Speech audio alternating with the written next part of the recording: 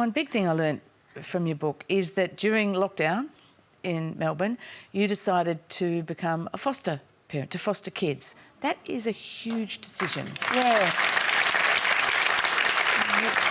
What brought you to that decision? Well, I think similar to you, there was something in me, and I don't have children of my own, and that was probably in the past. And in lockdown, I was living on my own for most of it, and I think every day realising I had space, I had room, I had the capability, and why wasn't I doing it? And I'd love people to think about that in their own homes if they do have room, because there are so many kids who just need help. I do emergency cares at this point, and I haven't done much this year because I'm renovating the house I'm in, so it's been a bit more difficult. But emergency cares where they come in from any situation you don't know, just to stay for a couple of days while their life gets sorted.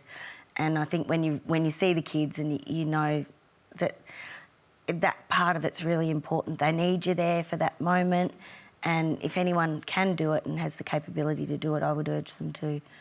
Tell me a bit more about that, because it's a huge decision. As we said, you don't have kids. How did you know what to do with the kids when they arrived?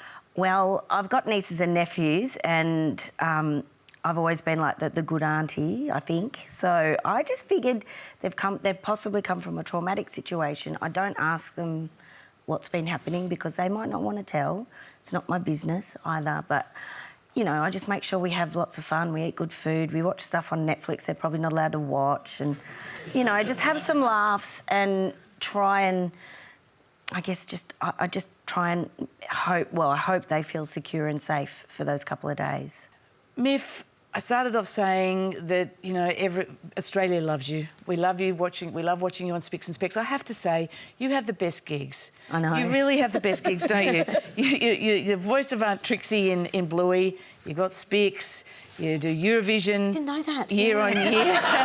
I know. She has starstruck. The kids freak out when they find out too. It's the best. Have you got like a whole lot of Bluey kind of merch in your house? Oh, they do give me merch when the new season starts, but I pass them on to my nieces and nephews when I'm going to hit you up for that. Yeah, I know.